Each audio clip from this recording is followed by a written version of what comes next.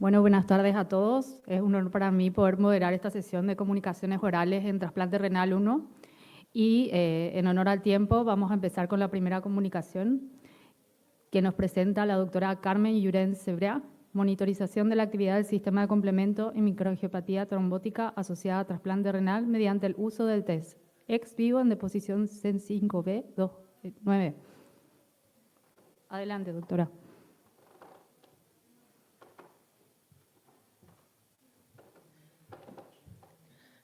Buenas tardes, os voy a presentar la comunicación llamada Monitorización de la actividad del sistema del complemento en microangiopatía trombótica asociada a trasplante mediante el uso del test ex vivo de deposición de C5B9.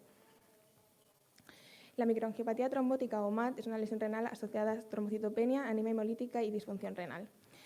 Existen eventos desencadenantes que pueden provocar la sobreactivación de la vía alternativa del sistema del complemento, provocando una sobreproducción de C5B9, lo que provocaría daño en el endotelio y MAT en riñón. Se puede clasificar por primarias, dentro de las cuales se encuentran las hereditarias, como SHUA, que está causado por mutaciones en genes del sistema del complemento, y las secundarias, que están relacionadas con enfermedades como puede ser la hipertensión maligna, enfermedades autoinmunes, infecciones y trasplante. En el caso de trasplante existen factores que pueden entorpecer el diagnóstico de MAT, por lo que el test ex vivo de disposición de C5B9 podría permitir determinar la contribución del sistema del complemento en el desarrollo de MAT asociado a trasplante. El test, lo que hacemos es tratar células endoteliales con suero de pacientes y esto provocaría una producción de depósitos de C5B9 y esto lo analizamos mediante inmunofluorescencia. Como se puede ver en la figura, aquí podemos ver un paciente con SHUA en el que se pueden ver perfectamente en rojo los depósitos de C5B9, mientras comparado con un individuo control, aquí los depósitos son mucho menores, incluso inexistentes. Y bueno, diferentes trabajos han demostrado estos resultados. Nuestro objetivo es determinar el potencial del test ex vivo de deposición de C5B9 para monitorizar la actividad de la enfermedad y la respuesta a tratamiento en pacientes con MAT secundaria a trasplante. Hemos recogido un grupo control con individuos sanos y trasplantados estables. En este caso son enfermedades renales en riñón nativo que no son SHUA y trasplantados de células madre hematopoyéticas. Dentro de los pacientes tenemos 2 trasplantes renales, un trasplante pulmonar y 2 pacientes trasplantados de células madre hematopoyéticas. El método que usamos es tratar células endoteliales con ADP o no y después las tratamos con suero de controles y pacientes. Esto provoca la producción de depósitos de C5B9, lo teñimos mediante un anticuerpo específico para los depósitos y esto lo analizamos mediante inmunofluorescencia.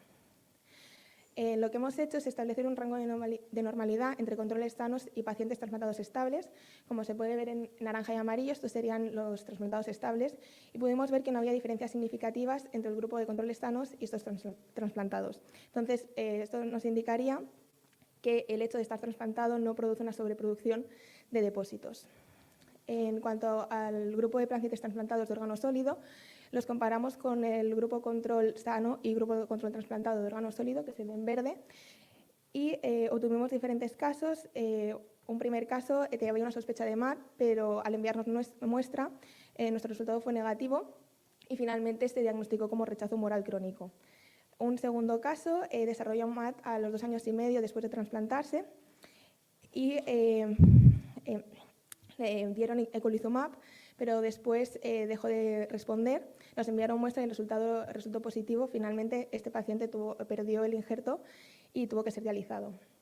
El último caso es un trasplante pulmonar que desarrolló MAT a los 4 días tras el trasplante. Al enviarnos muestra, el resultado fue positivo. Le dieron eculizumab, pero se lo tuvieron que retirar debido a diversas infecciones y de este paciente no tenemos seguimiento ya que falleció por un shock séptico. En el grupo de pacientes trasplantados de células madre hematopoyéticas tenemos muestra de 2 pacientes, tanto antes como después de tratamiento, por eculizumab y ravulizumab. En ambos casos, como se puede ver en la imagen, antes del tratamiento podemos ver los depósitos y tras el tratamiento negativizaron los 2, pudiendo confirmar la respuesta al tratamiento. Como conclusión, hemos podido confirmar que el test ex vivo de C5B9 es útil para monitorizar la actividad del sistema del complemento en pacientes con MAT asociado a trasplante. También hemos podido demostrar que el suero de pacientes trasplantados estables sin MAT induce niveles similares de depósitos de C5b9 que el suero de individuos sanos, por lo que podría ser un mejor control que el suero de individuos sanos para la población trasplantada. Y esto es lo que os quería contar. Muchas gracias por vuestra atención.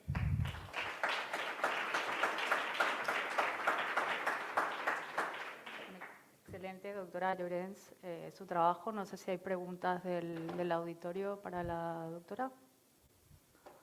¿Ninguna pregunta? Bueno, yo le quería preguntar qué tan disponible tienen la prueba, si lo hacen de forma habitual. Tengo entendido que es solo para investigación ahora. Sí, de momento... ¿Y en qué podría cambiar eso a futuro, el tratamiento de estos pacientes? De momento es un poco a petición del médico. Si tienen una sospecha de que podría estar el sistema del complemento activado, nos envían muestra al laboratorio y ahí yo les realizo la prueba y eso, pero de momento no está de forma automatizada y esperamos que en un futuro lo pueda ser, y además ayuda mucho a la hora de informar al médico del posible cómo está el paciente. Y en cuanto al tratamiento con eculizumab, por ejemplo, ¿en qué momento, cuánto tiempo después del tratamiento les hacen la prueba? ¿Cuál sería el momento ideal? ¿Al momento de biopsiar, antes, después? Muchas veces lo que empiezan a dar tratamiento y si ven que no está respondiendo bien, nos envían muestra para ver si efectivamente se ha bloqueado el sistema del complemento, y muchas veces cada mes o así nos van enviando muestras hasta que el paciente negativiza. Y lo ideal también es, pero muchas veces no pasa, que nos envíen muestra antes de tratamiento para ver si esto está funcionando, pero muchas veces lo primero que hacen es dar tratamiento y después ya nos dan la muestra cuando es posible. Adelante.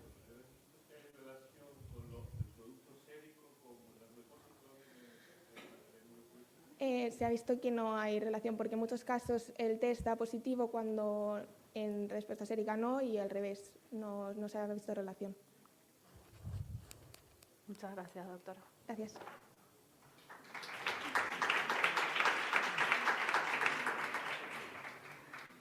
Bueno,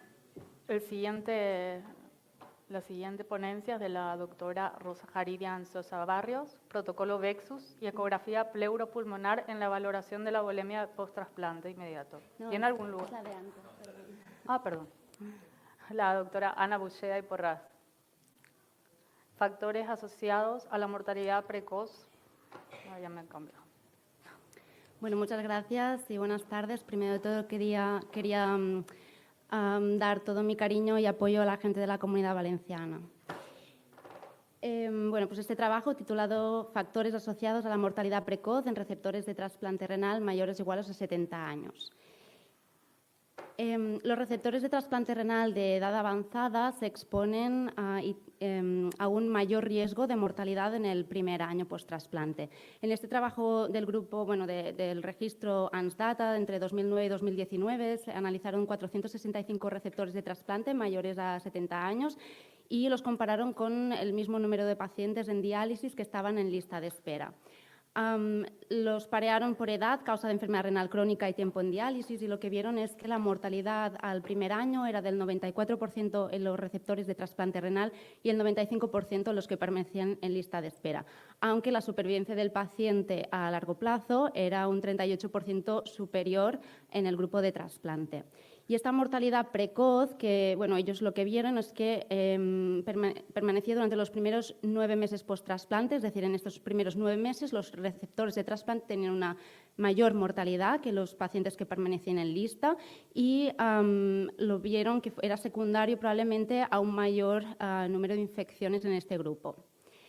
Cuando analizaron las causas de mortalidad post-trasplante, lo que vieron es que la enfermedad cardiovascular era menor en el grupo de receptores de trasplante comparado con los que permanecían en lista de espera, con una hazard ratio de 0,30, y es decir, que tenía una incidencia de muerte por 100 personas año en el grupo de trasplante de 1,4 versus el 4,7 personas año en el grupo de diálisis. En cambio, la infección era mucho mayor en el grupo de trasplante, sobre todo en este primer año. El grupo del 12 de octubre de Madrid también analizó los resultados en un grupo de trasplantes también muy mayores, mayores o iguales a 75 años, con donantes de la misma edad, y lo que vieron es que la supervivencia del paciente al año era del 82,1%. Las causas de mortalidad principalmente eran las infecciones y, de hecho, la incidencia acumulada de infecciones durante el seguimiento era del 70%. Y cuando analizaron los factores predictores de supervivencia, en el primer año solo era el rechazo, pero a 5 años estos factores se asociaban a enfermedad cardíaca, a virus C y a función retrasada del injerto. En 2023, en España, un 20% de los receptores eran mayores o iguales a 70 años. En Cataluña fue del 30% y en nuestro centro, el Hospital del Mar, fue del 38%. El Registre de Malalts Renals de Cataluña nos facilitó estos datos. Se analizó desde 2017 hasta 2021 864 trasplantes en este grupo de edad y la supervivencia era del 86,39% y las infecciones, de nuevo, seguían siendo la principal causa de mortalidad en este grupo. Entonces, nuestro objetivo fue identificar los factores asociados a mortalidad precoz post-trasplante en receptores de edad avanzada, es decir, mayores o iguales a 70 años, que consideramos. Era un estudio retrospectivo unicéntrico, 210 receptores de trasplante, con injerto de donante fallecido entre 2012 y 2020, con una mediana de seguimiento, incluyendo aquellos pacientes que volvían a diálisis durante el seguimiento, hasta el éxito o hasta abril del 2024. Y esta mediana fue de 29 meses aproximadamente. Y consideramos mortalidad precoz al fallecimiento del paciente antes de los 18 meses post-trasplante. De la cohorte de 210 receptores de trasplante tenían una mediana de edad de 74,3 años, el 32,8% eran mujeres y 31 receptores, es decir, el 14,8%, murieron precozmente. Aquí podéis ver las curvas de supervivencia. La azul de la izquierda es la supervivencia del paciente con injerto funcionante, la de la derecha en verde son pacientes receptores con injerto funcionante o aquellos también que volvieron a diálisis. Y como veis, podéis ver la supervivencia a los 18 meses en este caso eran de 89,5% en la primera cohorte y 85,2% en la segunda cohorte. Cuando analizamos las características del receptor, comparando los que morían precozmente versus los que no, lo que vimos es que los que morían precozmente eran un poco mayores dentro del grupo de edad y que además tenían mayor porcentaje de enfermedad cerebrovascular. No había diferencias entre las características del donante ni en cuanto a la inmunosupresión. Y en cuanto a resultados, lo que vimos es que los que morían precozmente tenían mayor porcentaje de no función primaria o de función retrasada del injerto. Además, tenían un ingreso del trasplante de muchos más días, a 25 días versus 14. La creatinina también era mayor en el grupo que moría precozmente y la función renal era peor a los 3 meses y al año. El resto de variables que se analizaron que fueron significativas eran inherentes a los grupos de estudio. Y analizamos también las causas de muerte y vimos que la infección efectivamente era muy frecuente, un 48% en el grupo de mortalidad precoz y un 47% en el grupo de mortalidad más tardía. Quisimos ver también las causas de mortalidad en los grupos en los que morían precozmente cuando comparábamos los que seguían con un injerto funcionante versus los que perdían el injerto. Y lo que vimos es que en los que seguían con injerto funcionante dentro de estos 18 primeros meses y que morían, el 55% lo hacían por infección. O sea, era más frecuente que en el grupo que no tenían injerto funcionante, aunque no llegó a ser significativamente relevante. Y además morían también de forma más precoz. Finalmente, en el análisis multivariante hicimos 2 modelos por evitar colinealidades. En el primer modelo lo que vimos es que la edad del receptor, la enfermedad cerebrovascular y la no función primaria y la hospitalización fueron factores de riesgo independiente. Y en el segundo modelo, la enfermedad cerebrovascular y la función renal fueron factores de riesgo independientes. Por lo tanto, en global podemos ver que tanto la enfermedad cerebrovascular como la peor función renal o no función renal son factores independientes de mortalidad. Como para concluir, un 14% de los receptores mayores o iguales a 70 años mueren precozmente post-trasplante. La no función primaria y una peor función renal son factores de riesgo de mortalidad precoz en este grupo de edad y elaborar estrategias para mejorar la función renal en estos pacientes podría además mejorar su supervivencia. Muchas gracias.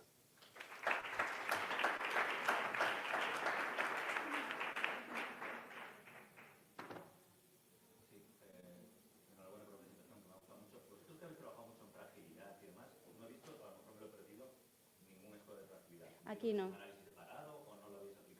En esta corte aún no lo hemos aplicado, ¿no? Pero, o sea, se podría analizar, pero no lo he analizado en esta corte específicamente. Y me llama la atención que la DGF al final no te sale en multi, ¿no? Salen uno de los...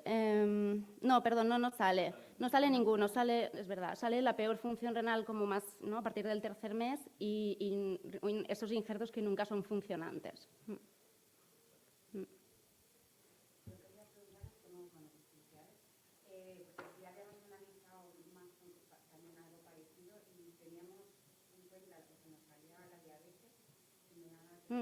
Que no salga, es verdad, sí.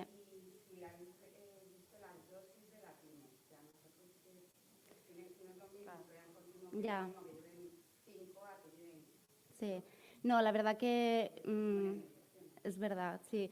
No tenemos analizada las dosis, la verdad que no lo tenemos como recogidos así sistemáticamente en nuestra base de datos y por tanto no lo analizamos, pero es muy buena pregunta y probablemente tenga que haberse.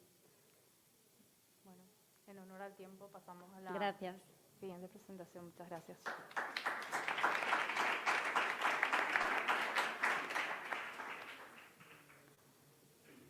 Bueno, ahora sí que nos toca el trabajo del protocolo Vexus y ecografía pleuropulmonar. En la valoración de la volemia al post-trasplante inmediato tiene algún lugar por la doctora Rosa Leán Socia Barrios. Adelante, doctora.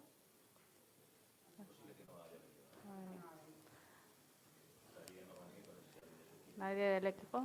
Bueno, pasamos al siguiente. Bueno, el doctor Francisco Javier Juega Mariño, que nos va a hablar de la elastografía del injerto renal, técnica no invasiva para diagnóstico de alteraciones inflamatorias y vasculares y predicción de la fibrosis. Perdona, doctora, le toca a Beatriz Rodríguez, esta que está en sombra. Que voy mal, perdón. Preséntala tú. Ya.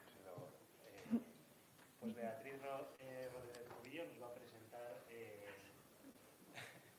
el alto grado de sufrimiento al final de la vida entre pacientes trasplantados renales, la planificación anticipada de cuidados como herramienta fundamental de prevención del sufrimiento.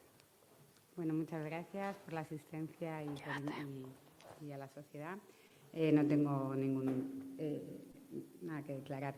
El objetivo principal de este estudio, sobre todo queríamos analizar entre los pacientes trasplantados renales el grado de sufrimiento y también de su familia a la hora en etapas finales de vida. Y si el impacto de la planificación anticipada de cuidados o la inclusión de la disciplina de cuidados paliativos en estas etapas pudiera tener algún impacto, especialmente en reducción del sufrimiento. Para eso evaluamos una cohorte de pacientes desde el 1 de enero del 2020 hasta el 2023 y evaluamos cuáles de ellos habían recibido intervención por parte de cuidados paliativos y en cuáles se había hecho planificación anticipada de cuidados. Y ahí evaluamos cuáles fueron los grados de sufrimiento, especialmente físicos, bueno, y lo que llamamos EOL, que son los factores, lo que se mide al final de la vida, como grado de sufrimiento.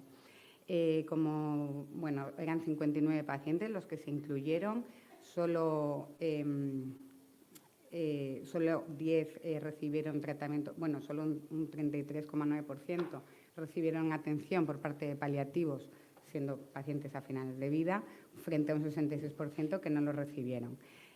Pocas diferencias hubo en cuanto a lo que es la muestra basal, pero sí quería insistir, que es un poco el mensaje de la presentación, que en la parte naranja son aquellos que recibieron atención por parte de cuidados paliativos frente a los que no lo recibieron y, en resumen, aquellos que reciben esta intervención sufren menos. Ese es el mensaje de la presentación. ¿En qué sentido? Pues básicamente evaluamos los síntomas desde los 5 últimos días, también desde las últimas 48 horas, cuál era la intención real del manejo del paciente, si el control de síntomas o la curación, y también la minimización de medidas agresivas futiles en la última semana. En aquellos pacientes atendidos por cuidados paliativos todo esto era menor de forma significativa. Hablamos ahora de también lo que se dice el tiempo de la pregunta. Esto es un poco cuando se pone sobre la mesa al paciente, especialmente debería de ser al paciente o a la familia, el pronóstico real de la enfermedad. Y estamos hablando que aquellos que reciben atención por parte de paliativos son 9 días, frente a aquellos que no reciben, que son 2 días. Que, bueno, 9 ya son pocos, pero 2 parece que es todavía un poquito, realmente insuficiente para poder trabajar todos estos aspectos. Hablamos de causas de sedación, que no hay mucha diferencia entre ambos grupos. Sí, las causas, digamos que la causa de sedación paliativa tienen ya más grado de sufrimiento en aquellos que no reciben atención por parte de paliativos. Normalmente el sitio de fallecimiento es más hostil, llamamos hostil a la UCI, a sitios pues como la UCRI, que es atención respiratoria invasiva, o la urgencia, ¿no?, frente a poder fallecer en domicilio o en centro de cuidados paliativos. Y también vimos de forma reducida la actitud de la familia, que en el lado de no atención se decía que la familia era conflictiva o compleja, frente al otro grupo, que la mayoría estaban agradecidos. A lo mejor también hay que pensar por qué esas diferencias. Hicimos la misma relación, no tanto con la intervención de cuidados paliativos, sino con la planificación anticipada, que no obligatoriamente tiene que ser por parte del equipo de paliativos, pero sí por gente formada. La planificación anticipada, por si alguien no lo sabe, se trata de una conversación en la que ponemos techo de tratamientos, pues hablamos de diálisis, hablamos de ingreso en UCI, hablamos de tratamientos agresivos, ¿no? Vamos diciendo hasta aquí, ¿no?, como más o menos las líneas rojas que se consensúan entre paciente y equipo. En aquellos pacientes dividimos un poquito el grupo entre el 30% que no hubo ningún tipo de conversación, el 44%, que es un poco, yo creo, lo habitual, que se habla con la familia, no con el paciente, y eso era un 44%, un 10% sí se consiguió hablar con el paciente, pero de una forma parcial, probablemente como al final, y en un 15%, 9 pacientes, sí se hizo esta planificación de una forma pues integral. Fijaos en el tiempo, que está en amarillo, la diferencia. Cuanto más comprensiva o más integral es esta conversación, pues se hace con más tiempo, 38 días frente a 2 días, que es cuando se habla con la familia solo, ¿no? No hay diferencias entre estos grupos en cuanto a características basales. Obviamente son pacientes que fallecen, o sea que tienen pues, comorbilidad o diagnósticos de enfermedad terminal. Y volvemos así, en resumen, a aquellos en los que se consigue una planificación, se hace una planificación anticipada de cuidados, pues el proceso de morir, que se llama dying process, es más controlado. No es por inercia, no se hacen cosas un poco sin tener el consenso entre familia y paciente, sino que todo va un poquito más sereno y más controlado. También los síntomas son menores, de los 5 días, las 48 horas previas a la muerte. La intención de tratar síntomas es mucho mayor en aquellos pacientes que se consigue esta conversación, y también se evitan tratamientos agresivos útiles a medida que la conversación o la planificación es más completa, ¿vale? Y sí quería destacar que, por ejemplo, pues en pacientes en los que no se hace esta conversación, hablamos de que los síntomas en los últimos 5 días antes de fallecer son intensos, estamos hablando de un 80%, ¿vale? Es bastante, frente a un 50 o a un 11 a medida que se va consiguiendo esta planificación más completa. También hablamos de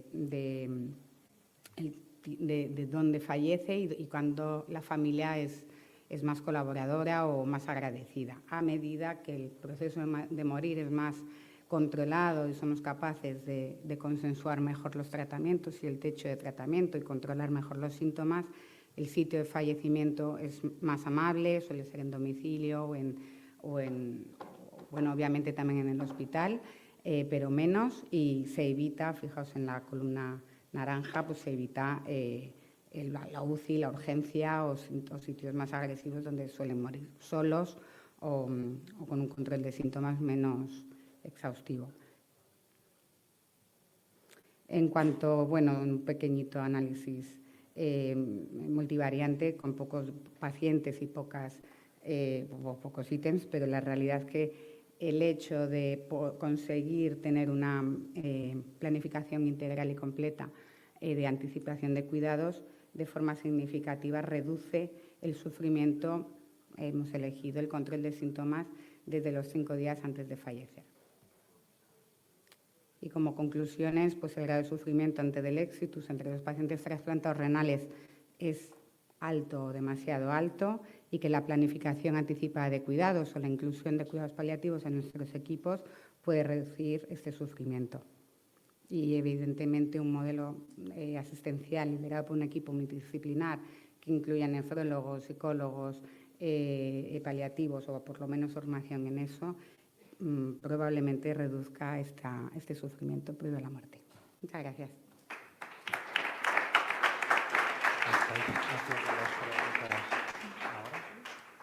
¿Alguna pregunta para la doctora?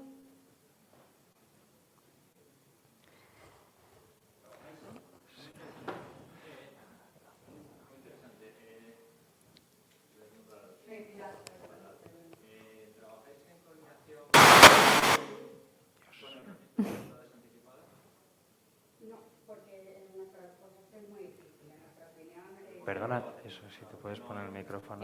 Es que es muy complejo, en general no lo hacen, no lo dejan registrar en un sitio, y si lo registran luego no somos capaces de acceder. Y luego además, por la experiencia que tenemos, van cambiando estas líneas rojas. Cuando tenemos 25 años tenemos una línea roja muy alta, cuando tenemos 85 la cosa varía. Entonces, idealmente es un proceso en el que el equipo multidisciplinar vamos un poco consensuando estas líneas, estos techos, pero no vale una sola conversación, ni un solo registro, al menos en nuestra opinión, por eso no trabajamos con ello. Creo que ¿Alguna pregunta más? sumamente interesante el trabajo. Yo creo que es algo que sabemos siempre, ¿no? Que hacemos sufrir a veces innecesariamente al paciente para obtener datos. Creo que es sumamente... ¿Esto lo hicieron solamente para el trabajo o lo hacen de forma habitual? Esto lo he hecho para que nos duela la barriga. Entonces, a partir de ahí, nosotros tenemos un equipo multidisciplinar, bueno, lo acabamos de montar desde marzo del 24, que está incluido una psicóloga, enfermería, bueno, yo tengo mucha formación en paliativos, pero también con la ayuda de ellos, y trasplante renal, que yo me dedico a ello. Entonces, luego tenemos, es verdad, detrás pues el equipo de rehabilitación, nutrición. Un poco el concepto es pacientes con necesidades más complejas ir abordando desde el principio del diagnóstico, cuando ellos están bien, cuando realmente se puede trabajar con esto, un control de síntomas exhaustivo para que toda lo que es la calidad de vida hasta realmente el final pues sea decente y aceptable. Y así es mucho más fácil trabajar decisiones, mucho más fácil. Si puedes preguntar en el micrófono, por favor, para que te oigan.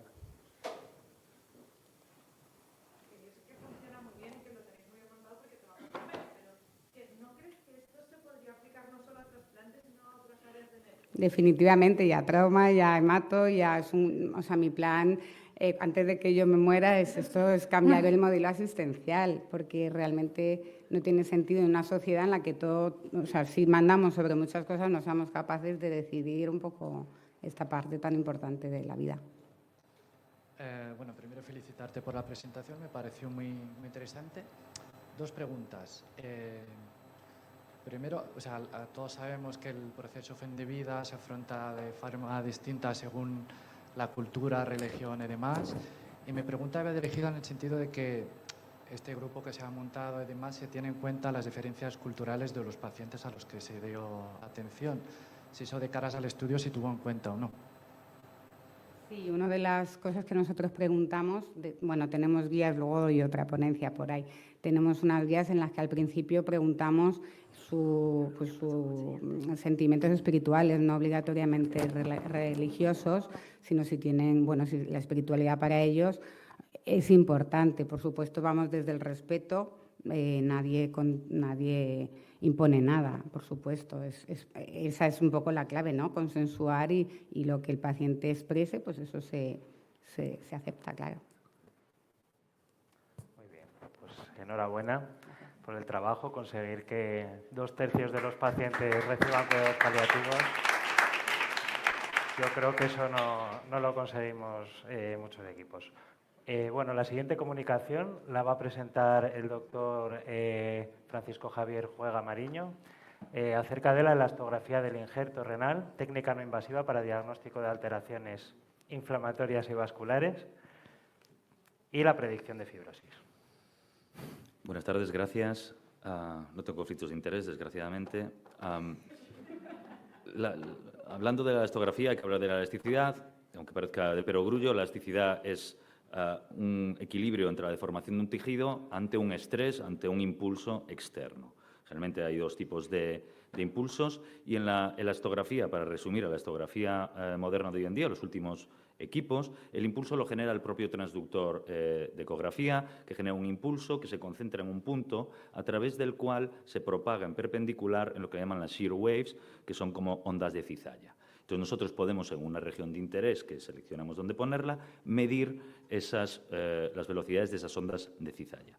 Esto, cada uno de las mediciones nos da una mediana y una desviación estándar. Se suelen hacer 10 mediciones, tenemos una mediana global y valores de dispersión, que es el rango intercuartílico y rango intercuartílico entre mediana, para ver si la muestra ha estado bien cogida.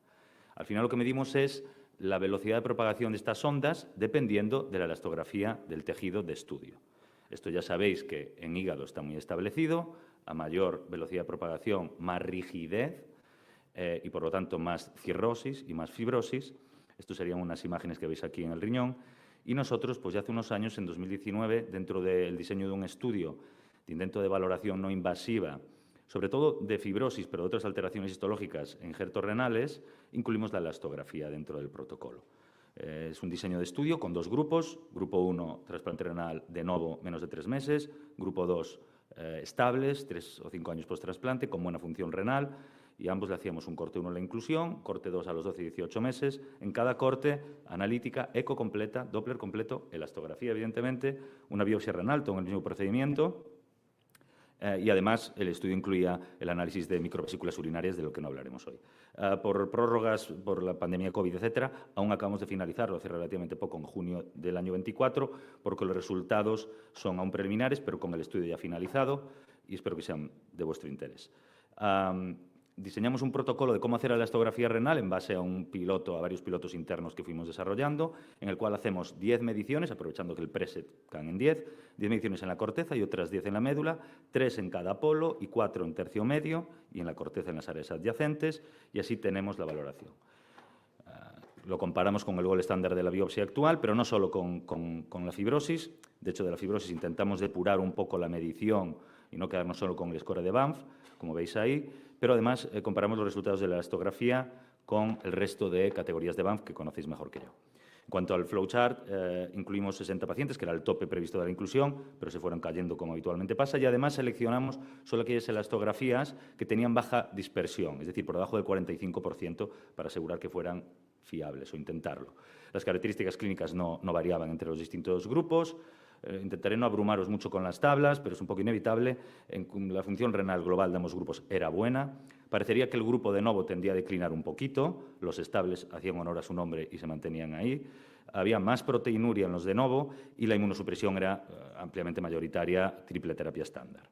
Ya en valores de elastografía, las medianas, como veis, oscilaban entre 30, 25, con una tendencia en todos los grupos a ser menor la mediana de la corteza en el tiempo 2, con baja dispersión. Sin embargo, la médula, que es un tejido menos rígido, pues evidentemente eso se manifestaba en unos niveles medios mucho más bajos, con más dispersión por la inherencia de esto. Estos son los resultados de las biopsias, no os agobiéis, muy rápidamente. De novo tienen más tubulitis, como era de esperar, los estables tienen más hialinosis arteriolar, Y nos llamó la atención la evolución de la fibrosis. En el diseño del estudio tenemos miedo que un año y medio no diese tiempo a ver diferencias en la evolución de la fibrosis, pero si os fijáis, sobre todo en el grupo de Novo, de hecho, doblan la mediana de fibrosis. Hay una evolución muy marcada, sin embargo, los estables siguen ahí manteniéndose firmes, ¿no? Ya hablando de la correlación de los resultados de la elastografía con los parámetros Banff, pues la primera en la frente no obtuvimos correlación de la elastografía en corteza, voy a hablar ahora de corteza, con ninguno de los parámetros de fibrosis. Sí que parecería haber, hay una tendencia que buscan separarse los grupos, pero no fue significativa en ninguna de las variantes. Sin embargo, en el resto de parámetros empezamos a encontrar cosas interesantes en cuanto a la inflamación, en cuanto a la tubulitis. Al separar entre ausencia o presencia de tubulitis en cualquier grado, ya empezamos a ver diferencias parciales, sobre todo en tiempo 2. Así que diseñamos un modelo de correlación que salió significativo, pero de manera inversa. Si os fijáis, estos son los pacientes que tienen mayor tubulitis, presencia de tubulitis, y sin embargo tienen menor velocidad, por lo tanto menor rigidez, y parecería haber un punto de corte por debajo de 20-25 kilopascales que predicen tener mayor tubulitis. El área bajo la curva no fue impresionante, 0,73, pero quizás sugestiva. Entonces, menor velocidad, menor rigidez, más tubulitis en este caso. En análisis previos nos había salido la glomerulitis muy bien, en este caso no. Un score combinado glomerulitis-tubulitis sale significativo, pero pierde potencia el modelo. Y en inflamación sobre áreas de fibrosis, si bien no salen los números significativos las PES, si os fijáis, sigue un patrón muy similar. También a mayor mediana global, menos inflamación sobre áreas de fibrosis, perdón. En cuanto a los valores ya más vasculares y análisis arteriolar, cuando vimos ausencia o existencia, las diferencias no eran muy claras, aunque prometedoras, pero si dividimos 0 y 1 versus 2 y 3, o sea, y alinosis severa, el modelo funciona muy bien, un área de la curva de 0,98. En este caso es directamente proporcional. A mayor kilopascales, mayor rigidez, más hialinosis. Probablemente el área bajo la curva sobreestima, hay un overfitting aquí, pero la verdad es que es muy interesante y podría haber un corte por encima de 35 o 40 kilopascales que sugeriría mayor riesgo de hialinosis arteriolar severa. Pasamos a la médula. Por fin en la médula empiezan a aparecer cosas de la fibrosis, que era lo que inicialmente buscábamos. En corte estable, en T2, fibrosis intersticial, con el score CI, aparece ausencia versus existencia, pero nuevamente de forma inversa. Menos velocidad, menos rigidez, más fibrosis. Hubiésemos esperado que fuera al revés. En cuanto a la variable continua de la fibrosis tomada tanto por ciento y no solo por score, en una regresión logística tenía un índice de correlación decente y parecía mostrar el mismo patrón. Y cuando vamos al Fiat por score, 0 versus el resto, en la corte global roza la significación estadística, nuevamente en el mismo formato, menos kilopascales, menos rigidez, más Fiat, y en la corte estable, que es la que nos solía dar mejor rendimiento, pues se acaba confirmando estos hallazgos. Y también en inflamación sobre área de fibrosis, ausencia o presencia, también corte global en tiempo 2, nuevamente el mismo patrón, menos rigidez, menos kilopascales, más inflamación sobre área de fibrosis, tanto en el global como en el estable AT2 de forma estadísticamente significativa. Como conclusiones, y entendiendo que estos son resultados preliminares de un estudio con una N limitada, hemos encontrado que la elastografía del injerto renal, tanto en corteza como en médula, tienen correlación con específicos apartados de la biopsia renal. Parece haber un mayor rendimiento en el grupo de trasplantados estables y en T2, probablemente eliminamos confusores múltiples que hay al inicio. Corteza renal se relaciona con menor rigidez, es decir, kilopascales bajos, con más tubulitis. Esto, buscando artículos, modelos ex vivo, modelos animales, podría relacionarse con una alteración de la dinámica tubular urinaria por la tubulitis. Mayor permeabilidad capilar que daría una menor presión capilar por la inflamación. Sin embargo, kilopascales más altos, más rigidez, hay más hialinosis arteriolar. Podría ser porque da más rigidez el depósito hialino, porque hay mayor hipertensión glomerular secundaria, presión capilar, toxicidad por anticalcinurínicos. Y en la médula encontramos siempre de manera inversa, menor kilopascales, menor rigidez, más fibrosis intersticial en estables, más score de Fiat y más inflamación sobre áreas de fibrosis por unos mecanismos no dilucidados, pero posiblemente similares. Alteración de la dinámica tubular, de los túbulos colectores que bajan a la médula, de la dinámica vascular y que mayor inflamación, también más permeabilidad, menos presión vascular. Estos son, como comentamos, resultados preliminares, aún están en proceso análisis más secundarios. Queremos valorarlo con valores de índices de resistencia, de ecografía, situaciones clínicas específicas, intervenciones. Me van a echar, ya estoy acabando. Si sigue saliendo más o menos bien, habrá que hacer una amplia corte de validación y creemos que no va a ser un elemento único, pero creemos que puede formar parte de un esquema multiparamétrico de diagnóstico, monitorización o predicción no invasiva de alteraciones en los injertos. Gracias.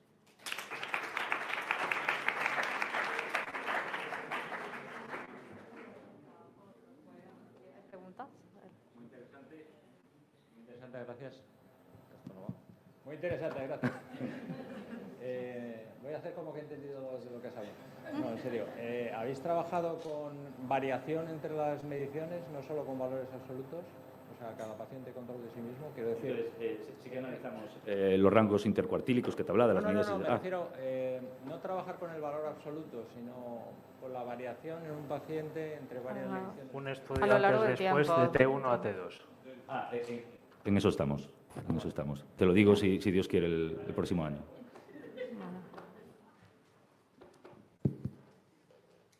No me vengo. ¿Sí? Adelante. Sí.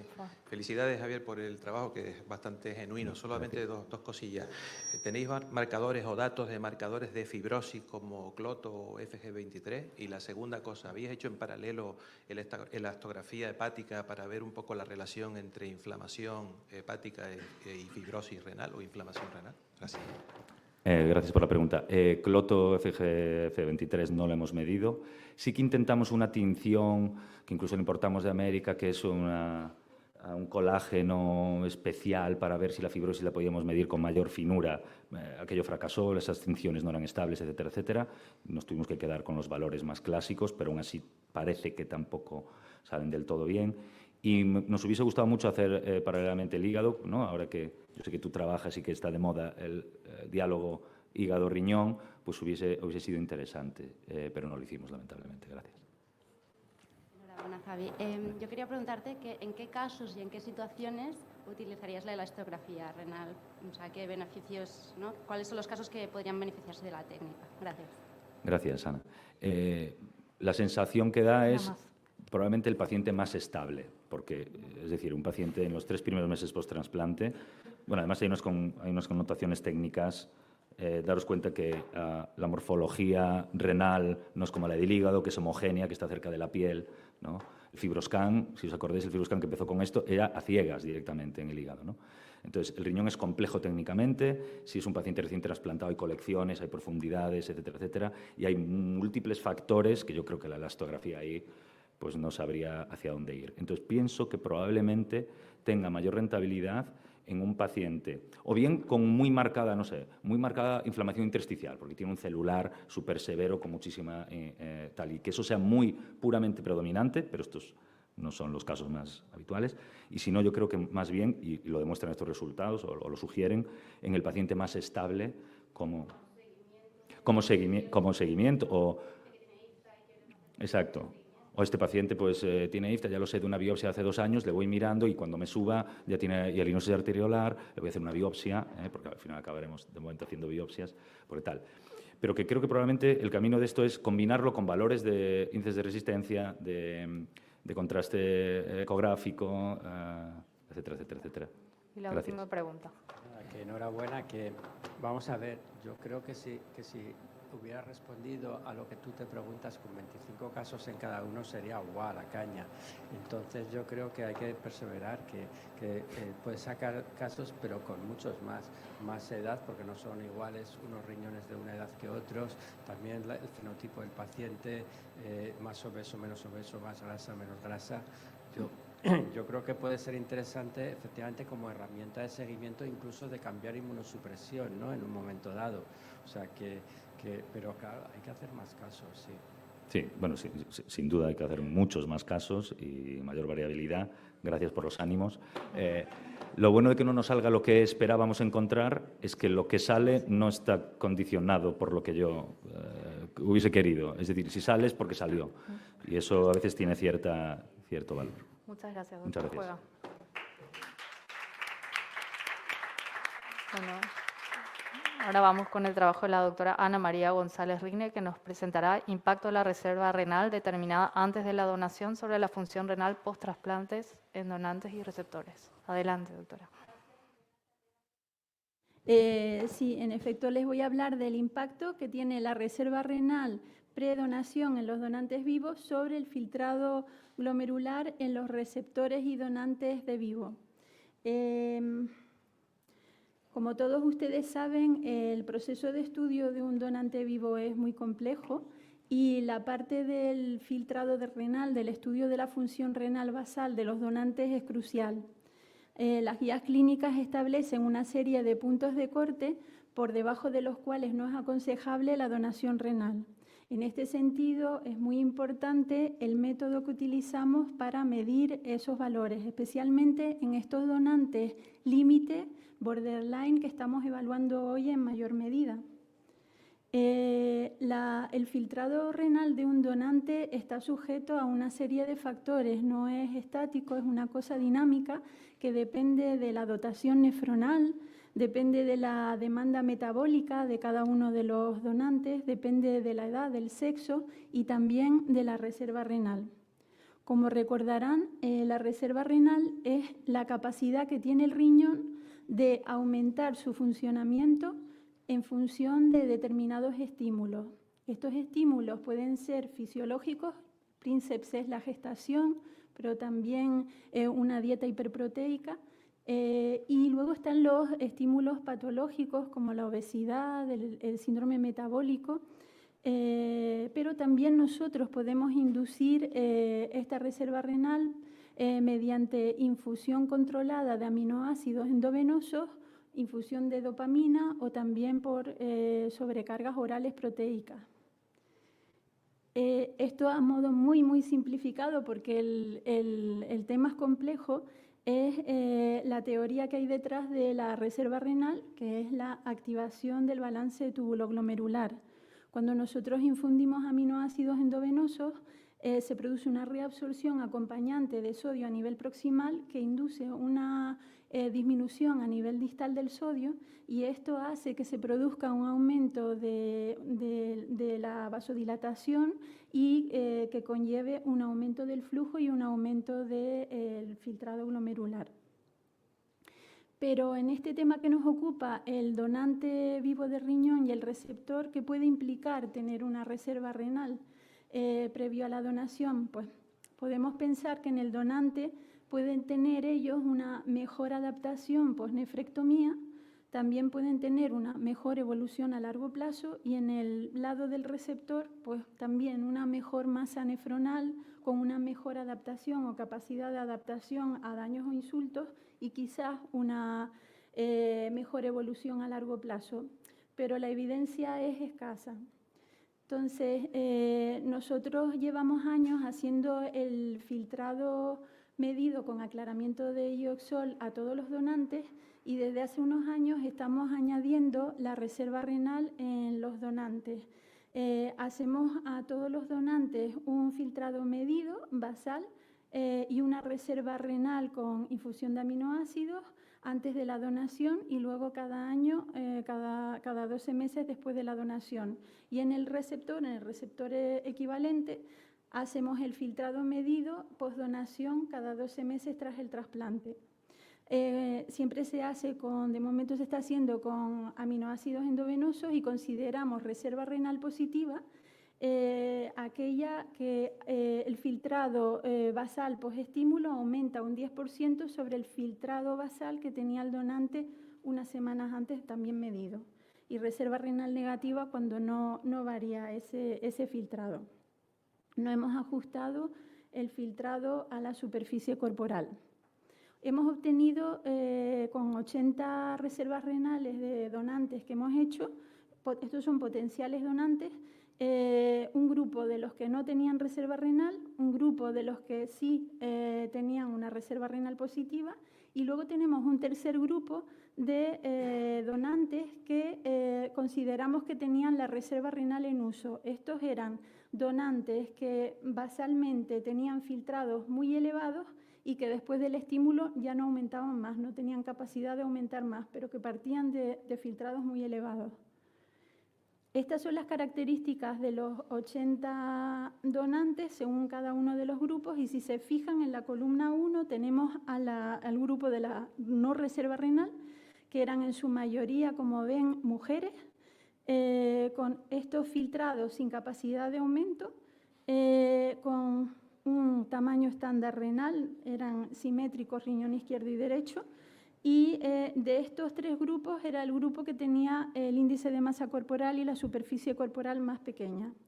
Luego pasamos al grupo de los de reserva renal positiva, que esto también eran en su mayoría mujeres con tamaños renales también similares y filtrados basales similares a los del grupo anterior, solo que estas mujeres o algunos hombres también tenían la capacidad de aumentar el filtrado después de la infusión de aminoácidos.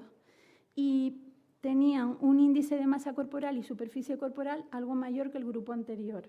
Y por último, el tercer grupo eran en su mayoría hombres con filtrados basales altos, con el grupo que tenía la superficie corporal y el índice de masa corporal mayor, incluso había diferencia en el tamaño renal. De estos presentamos resultados preliminares tras 12 meses después de la donación y del trasplante de 21 donantes con sus receptores, y esta es la distribución de cada uno de los grupos. En su mayoría eran mujeres que donaban a hombres, y como ven, el grupo de no reserva renal tenían tras un año un filtrado menor en los donantes y los receptores. El grupo de la reserva renal tenían filtrados algo mayores en donantes y receptores, y el grupo de reserva renal en uso también tenían filtrados mayores que los anteriores después de un año de la donación. Como todo esto se correlaciona, pues un poco para concluir, decir que la presencia o uso de reserva renal podría determinar una mejor función renal en donantes y receptores a los 12 meses tras la donación o el trasplante, que la ausencia de reserva renal, aún en estos filtrados buenos que son de donantes aceptados, podría significar una menor masa o menor dotación nefronal. Y esto es una cosa a tener en cuenta de cara al receptor. Y los receptores con donantes que tienen reserva renal podrían aumentar, pero también los receptores y los donantes podrían aumentar su filtrado glomerular si aumenta la demanda metabólica, porque tienen esa capacidad de adaptarse, esa plasticidad renal para adaptarse al receptor. Este es un estudio preliminar, precisa una mayor inclusión de donantes y receptores, pero la verdad es que parece un modelo fisiológico incluso para estudiar el filtrado renal de una persona sana. Y nada, muchas gracias. En honor al tiempo, hacemos 2 preguntas. ¿Hay preguntas del auditorio? Adelante.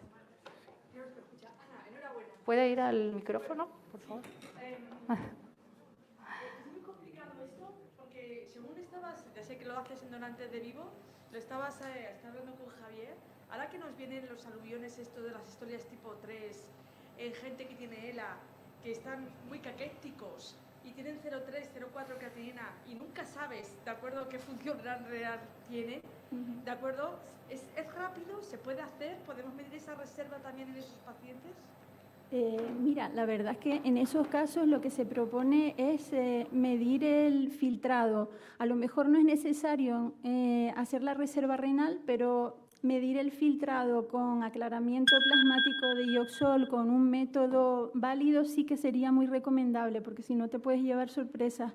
Es igual que en los donantes vivos, que estamos ahora hablando mucho de los donantes añosos, que sabemos que podemos permitir unos filtrados más bajos por la edad, pero que realmente necesitamos saber qué filtrado real tiene ese donante añoso, porque si no también estamos jugando ahí con un margen del más o menos 30%, que a lo mejor ese donante pues puede estar infraestimándolo la fórmula o supraestimándolo. Entonces, es muy importante ser precisos con esto. Sí. Y una última. Solo contestando a la pregunta. Poder se puede, pero la logística del donante de prestación de ayuda a morir es tan difícil. El señor suele venir ya al hospital intubado, cualquier cosa que le hagas. Yo, el primer caso que tuvimos, le pedí a la coordinadora que le hiciera cistatina, que le hiciera aclaramiento, y me explicó que eso no se podía. O sea, que es complejo porque le tienes que poner heliosol, después hacerla a las 4 horas y todo eso complica la logística. Sí, hombre, no, la reserva es aún más compleja que medir el plasmático, porque lo que haces tú realmente es medir el aclaramiento plasmático de ioxol y luego haces la reserva renal, que es otra vez lo mismo, pero después de estimularlo con aminoácidos. Entonces, es prácticamente la misma logística. Pero bueno, en caso de situaciones en las que hay algo planificado, pues a lo mejor, yo sé que es una situación muy delicada, pero bueno, se podría plantear porque... Muchas gracias, doctora. ¿La reserva renal solo se puede medir con ioexol, o sea, haciendo aclaramiento con ioexol, o se puede medir de otra manera? Mira, la verdad es que hay grupos que lo han hecho, si te pones a revisar, a hacer revisiones bibliográficas, hay de todo. Hay gente que lo hace con filtrado estimado, dando proteínas orales, hay gente que lo hace con aclaramiento de orina. Lo que pasa es que, claro, teniendo en cuenta que la variabilidad de los resultados con las fórmulas, ya que lo estás haciendo, lo ideal es obtener un valor preciso y saber realmente, en este caso, yo creo que uno de los grandes problemas a veces cuando se hacen estudios con reservas renales, un poco que los resultados no sean concluyentes. Muchas gracias. Pasamos a la siguiente comunicación. De nuevo la doctora Rodríguez Cubillo, que nos va a hablar del impacto de la toxicidad del tacrolimus durante el trasplante inmediato en la función renal a corto o medio plazo y en la supervivencia del injerto.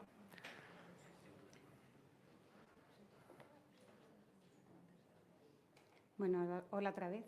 El objetivo de este trabajo fue analizar el impacto de los niveles sanguíneos supraterapéuticos de tacrolimus, que los consideramos por encima de 14 en los primeros 14 días, es decir, en el inmediato post-trasplante, en la evolución clínica y analítica de los receptores de trasplante renal. Fue un análisis retrospectivo que incluimos a los pacientes desde enero del 2017 hasta el 23 y evaluamos esos niveles de tacrolimus en este primer periodo. En realidad es en el primer mes. Analizamos con análisis uni y multivariante, y lo que quisimos evaluar fue el impacto de estos niveles sobre el retraso en la función inicial del injerto, sobre el rechazo, sobre los eventos infecciosos o neoplasias, sobre la función renal, sobre todo, que parece que es lo que más influencia tiene, 1, 3, 6 o 12 meses, supervivencia del injerto y supervivencia del paciente, ¿vale? Ahí lo que pudimos observar, este trabajo tiene mucho que ver con otro que presentamos el año pasado, un poco para que entendamos de dónde viene este trabajo, es que habitualmente si intentamos minimizar las dosis de timoglobulina en los pacientes que reciben timoglobulina por razones que no sean estrictamente inmunológicas, es decir, por criterios expandidos, la dificultad es establecer el equilibrio con las dosis de tacrolimus. Si queremos menos dosis de tacro, vamos a tener que utilizar más dosis de timoglobulina. Entonces, la pregunta era si podemos permitirnos niveles un poco más altos de tacrolimus para reducir las dosis de timoglobulina. Entonces, en aquellos en los que evaluamos que sí tenían toxicidad de tacrolimus, es decir, 3 días seguidos, 14 de niveles, en ese primer mes evaluamos que un 30% de estos pacientes, un 69% de pacientes no tenían toxicidad y un 30% sí tenían toxicidad. En esa gráfica se ve y veis que las dosis de timoglobulina eran más bajas en aquellos pacientes que sí tenían esta toxicidad por tacrolimus, 1,9 de timoglobulina a dosis miligramo kilo frente a 2,75 en aquellos que no tenían toxicidad por tacrolimus en este primer periodo de trasplante inmediato. El resto no había diferencias en cuanto a tipo de receptor, de género o edad, o si tenía hábito tabáquico o riesgo inmunológico. Sí vimos una diferencia en cuanto al el tipo de donación, siendo más frecuente aquellos pacientes con más riesgo, con criterios más expandidos, eran aquellos pacientes que tenían menos episodios de toxicidad por tacrolimus. Y no vimos diferencias ni entre el tiempo de isquemia fría o las complicaciones urológicas. Lo que sí pudimos observar, obviamente porque de ahí viene un poco el trabajo, es que aquellos que empezábamos, que teníamos más datos de toxicidad por tacrolimus, se empezaba el tacrolimus antes. 1,68 días se retrasaba el inicio de tacrolimus en aquellos que no tenían toxicidad, porque buscábamos niveles más bajitos de tacro, frente el uso de tacrolimus desde el primer día en aquellos que sí tenían toxicidad. Y un poco lo que es más interesante, vemos cómo desde el primer día ya los niveles de tacrolimus son diferentes, 6,7 a 10,2 en el día 3, 7,5 a 10 en el día 7, pero luego se equiparan los niveles de tacrolimus en el mes. También son más altos estos niveles de tacrolimus, 21 en los niveles, en el grupo que tenía toxicidad por tacro, frente a 15, que eran los niveles más altos que había de tacrolimus en el grupo que no tuvimos toxicidad, y no hubo diferencia en cuanto a otros tratamientos añadidos.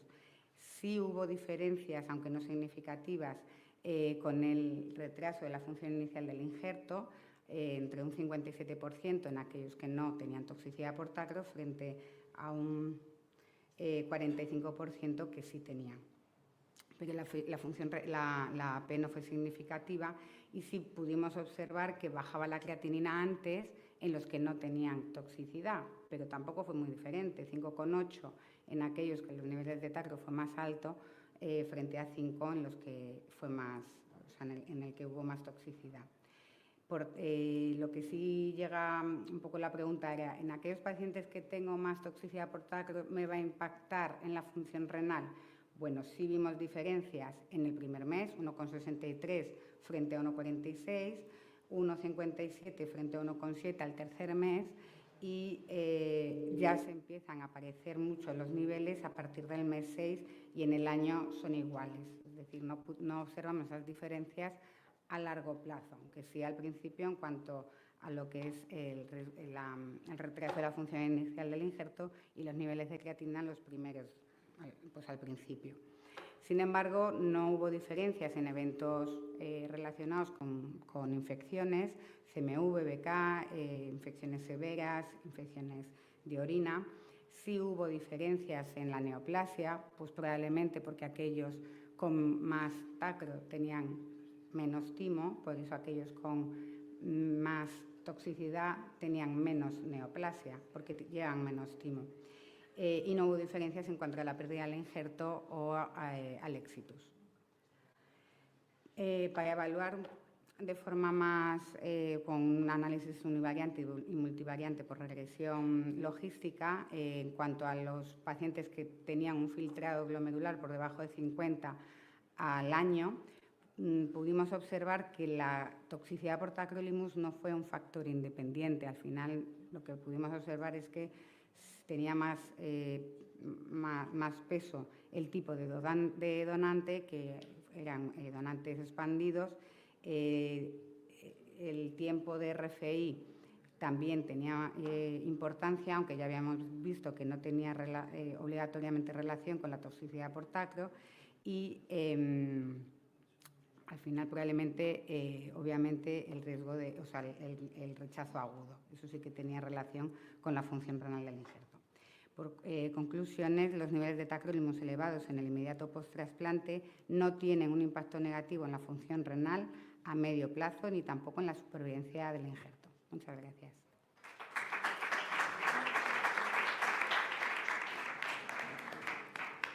¿Alguna pregunta? Adelante. ¿Tuvieron más diabetes aquellos que tuvieron toxicidad por tacrolimus a lo largo del año o diabetes oculta? No lo ¿Había he hecho un estudio mirado, la verdad. metabólico? No lo hemos mirado, pero lo podía mirar, sí. Vale, gracias. Gracias. Bea, enhorabuena por el trabajo. Una pregunta rápida. Creo que la tabla ha puesto rechazo agudo, pero no sé si es clínico o subclínico. Llama la atención que paga el grupo de Mastacro paga el precio en neoplasias, pero no en rechazo, no en DSA de novo, un 12%, ¿no? Pero no sé si es clínico o subclínico. Clínico porque no hacemos de protocolo nosotros. Un poco el resumen es, puedes poner menos timo, pero a costa de a lo mejor niveles un poquito más altos de tacro.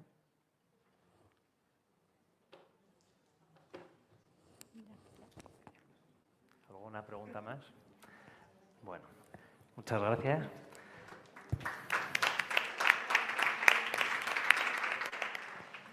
Pasamos a la siguiente comunicación que nos va a contar el doctor Portolés sobre si hay margen de mejora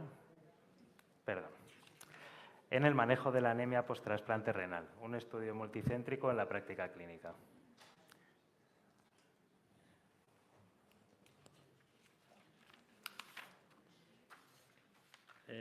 Bueno, vamos a intentar responder a si hay margen de mejora en cómo manejamos la anemia en nuestros pacientes. Si es un estudio colaborativo del grupo de trasplante de la SEN con el grupo de anemia.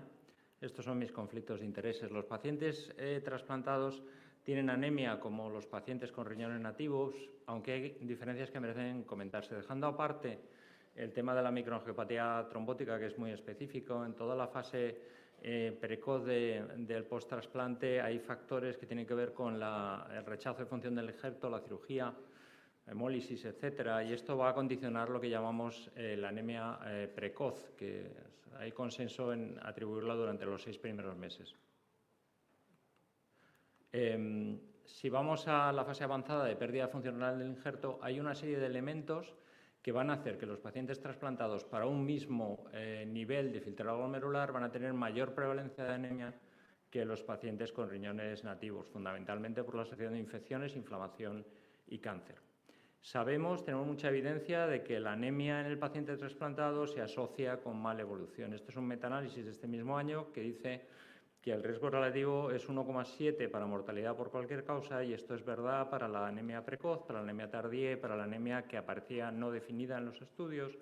Y lo mismo pasa con la pérdida del injerto, incluso más llamativo, 2,3 de riesgo relativo y constante para cada una de las situaciones de anemia. ¿Qué nos dicen las guías clínicas? Las guías clínicas nos dicen que hay que tratar al paciente con anemia post-trasplante exactamente igual que al paciente con anemia con enfermedad renal crónica sobre riñón nativo, aunque aquí hay algunas personas que piensan que no es exactamente así como se deberían manejar. Por ejemplo, en hemodiálisis tenemos la evidencia del estudio pivotal, donde un tratamiento proactivo con suplementos de hierro ha asociado reducción en las necesidades de EPO, en las necesidades de trasplante y reducción de un 13% en el riesgo relativo de MACE. Este mismo grupo demostró también reducción en el número de infartos y demostró también en el número de ingresos por insuficiencia cardíaca y reingresos sin diferencias significativas en infecciones, en trombosis o en stroke. Pero, por desgracia, no tenemos esta evidencia para los pacientes trasplantados.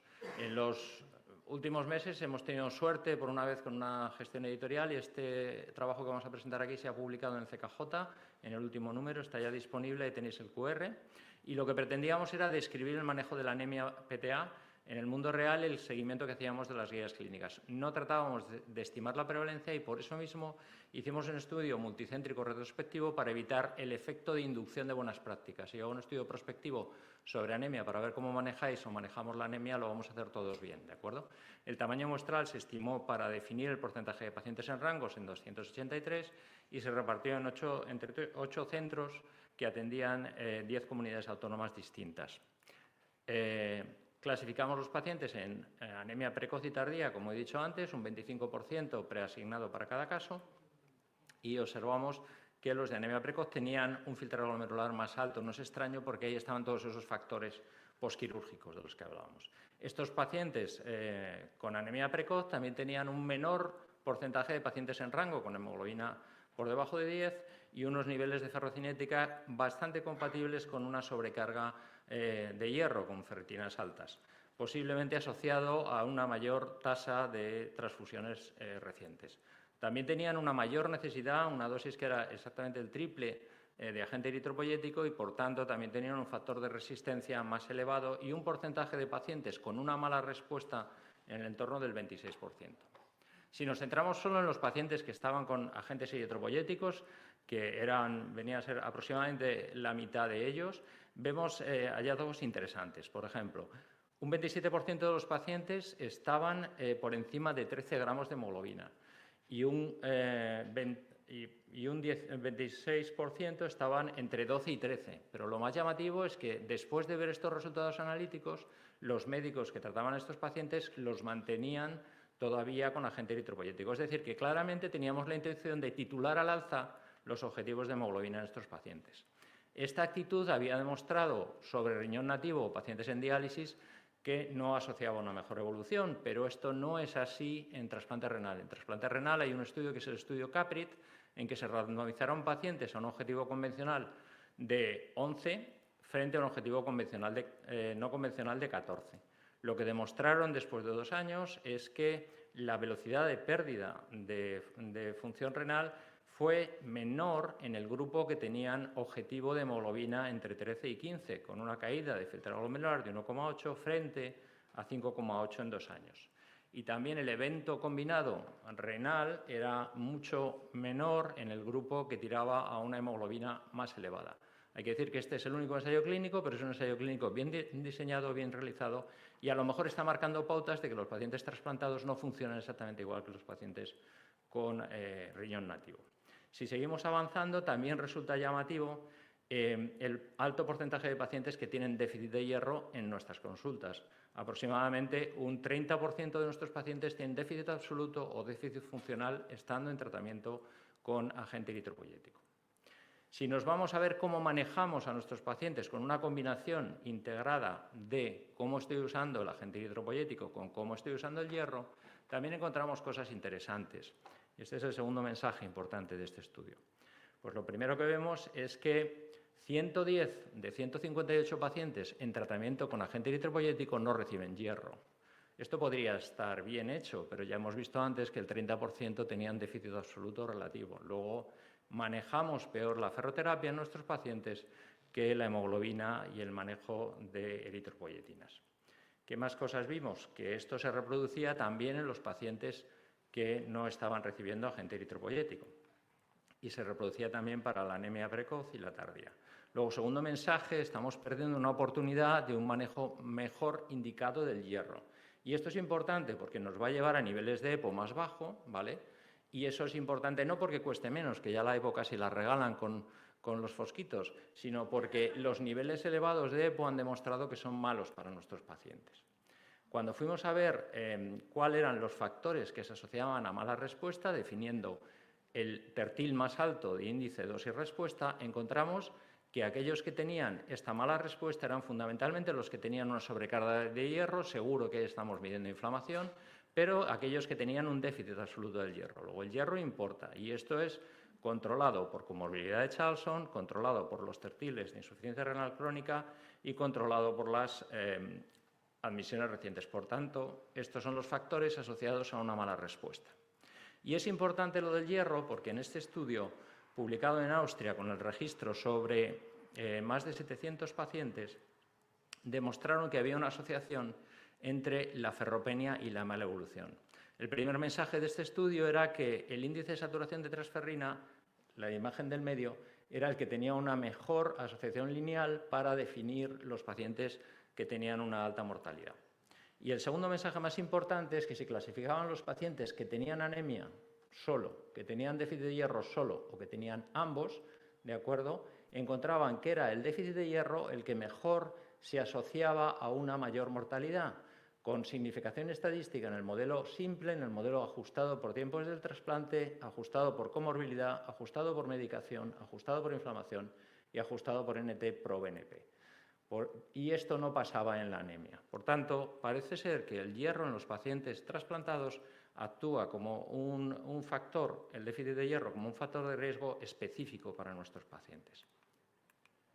Por tanto, ¿podemos mejorar a nuestros pacientes? Sí, podemos mejorarlo primero sabiendo cómo los manejamos. Y ya sabemos que los manejamos al alza. No sabemos si lo estamos manejando al alza basado en algo, en el estudio Caperiz, porque nos lo hemos leído todos. Luego os pido que levantéis la mano y lo conocíais perfectamente y por esa evidencia estáis subiendo, o a lo mejor porque pensamos que nuestros pacientes trasplantados tienen una mejor calidad de vida y requieren unos niveles de hemoglobina más altos. Y continuamos sin utilizar adecuadamente el hierro. Este déficit de hierro tiene un impacto en este estudio porque se demuestra en la respuesta de hemoglobina y en estudios previos en supervivencias de pacientes. Por tanto, necesitamos estudios y recomendaciones específicas para la anemia post-trasplante porque la anemia, señores, importa. Gracias.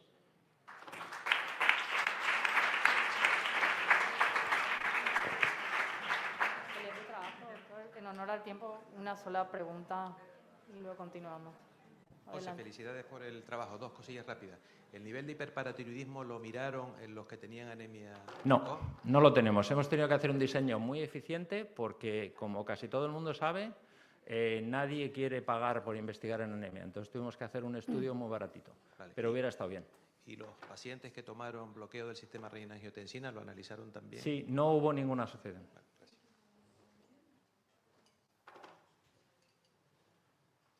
Gracias. Bueno, siguiente. Muchas gracias. Bueno, y ahora vamos con el último trabajo. La doctora Cristina Arriaza Ortiz nos va a presentar alteraciones iónicas en trasplante renal, hipomagnesemia y sus factores de riesgo. Adelante, doctora.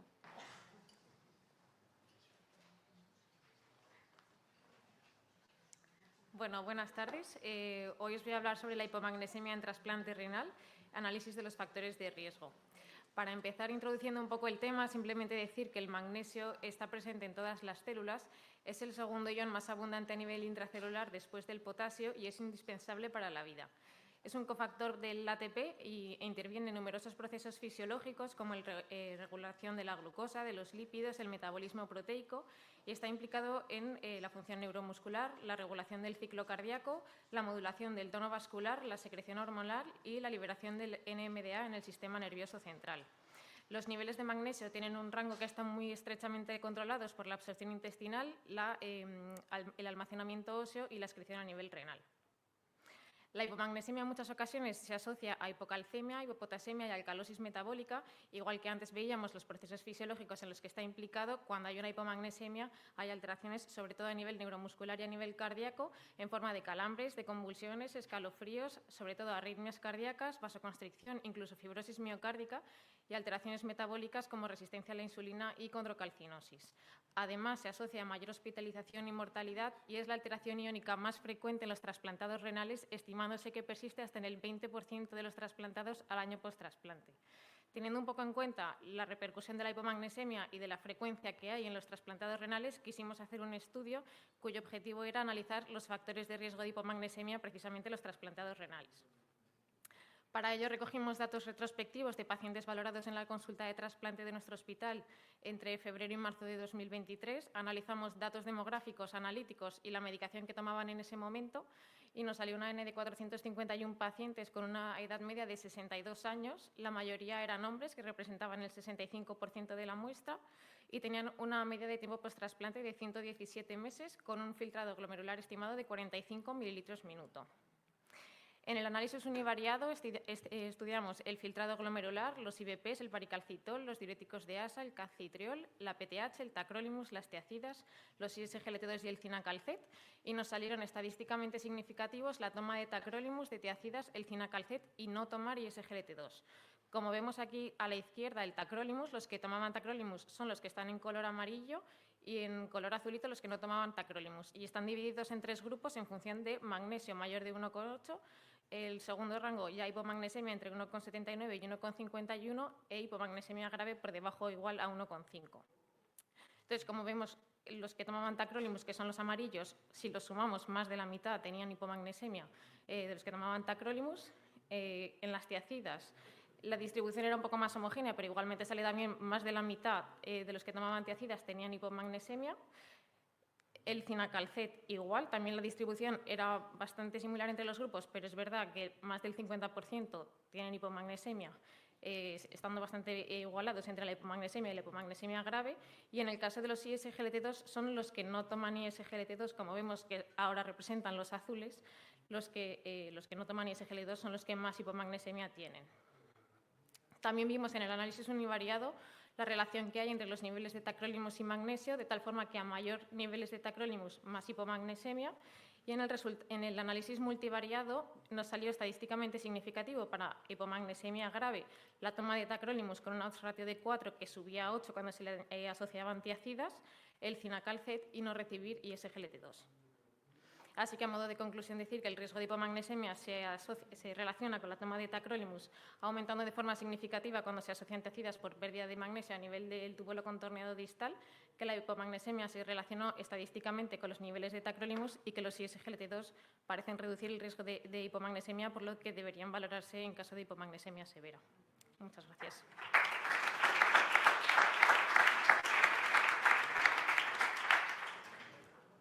Muchas gracias por ajustarse al tiempo. Una pregunta. Gracias. O sea, el tratamiento del magnesio no estaba recogido ahí. Porque mi sensación personal es que cuando uno tiene hipomagnesemia, un paciente, ya le puedes dar magnesio a Ana María de la Justicia, lo que tú quieras. Nosotros lo estudiamos. Sí. Ayer, ¿no? Nosotros lo estudiamos, pero no salió estadísticamente significativo. Y es verdad que hay muchos pacientes que les das magnesio oral, pero lo que parece es que cuando hay el tacro, por ejemplo, que inhibe precisamente el RPM6 a nivel del túbulo contorneado distal, que es por donde se reabsorbe el magnesio, si esto con el tacro o con las tiacidas inhibes que se reabsorba, por mucho que le des magnesio oral, es que al final lo orinan. Entonces no nos sale estadísticamente significativo.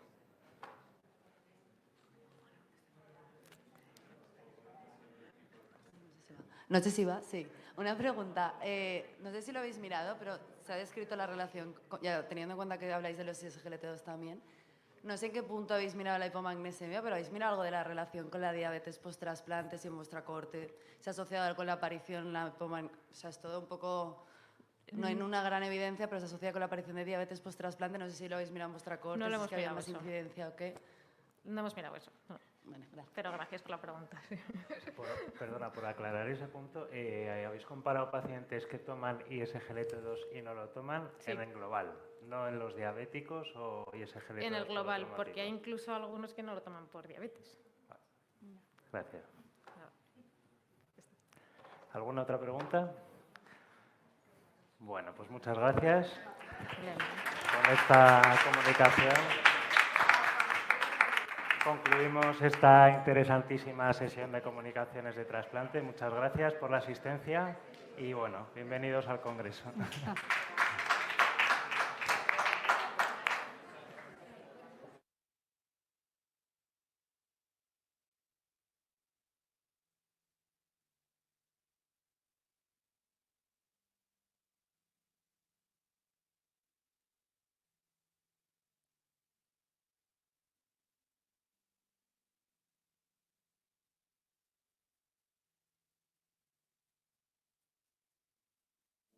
Thank you.